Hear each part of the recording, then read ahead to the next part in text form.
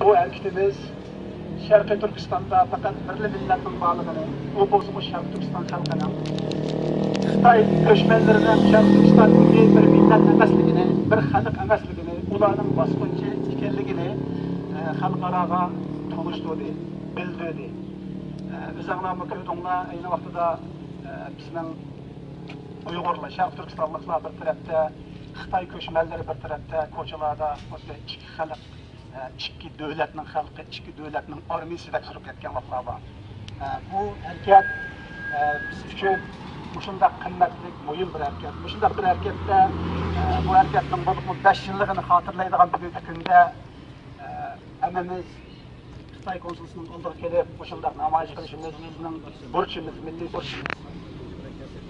Onun ustiga namoyishning muhimligini sizlar bilasizlar. Xitoyning davomli qiladigan tashviqoti nima desa, naid az sondagi Uyg'urlar bölgünçilik hareketini qiladi deb tashviq qiladi Xitoy. Naid az sondagi. Amaliyotda ularning nazarida masalan, bütün Uyg'urlar mustaqillik xohlamaydi. Amaliyotda biz shunday namoyishlarda naid az chiqsak, 3-4 odam, 5-6 odam, sanoqli odam chiqsak, Xitoyning mushu tashviqotini biz qo'llab bergan bo'lamiz. Ya'ni naid az sondagi Uyg'urlar mustaqillik talab qiladi degan.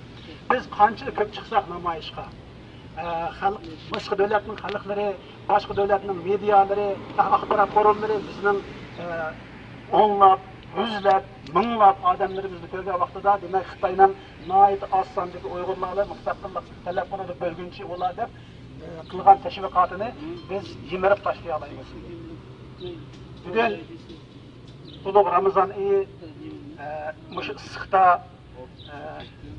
charchadinglar, qusudinglar, bunga qaramay yana mush namoyish chiqqanlar uchun men o'zimning nomidan Sharqi Turkiston madaniyat markazi nomidan Kanadadagi barliq Uyg'urlarning nomidan va shundaqla bugungi mushu kunda 5 yil burungi mushu kunda issiq qinini taqdim qilgan bizning shehidlarimizning nomidan sizlarga rahmat aytaman. Yine bir gap deb qo'ydigan endi Kanada Sharq Turkiston madaniyat markazi 11-isla bütün Torontoda yashayotgan vatandoshlarni iftorga taklif qildi. İftar vaqtida juma kuni 11-isla hammanglarning kelib berishini so'raymiz. Sizlarga ko'p rahmat. Bundan keyin har qanday shunday namoyish bo'lsa, o'zaro ko'rishib, uchrashib turishimizni umid qilaman. Kelgan qadamimlardan bo'lingay.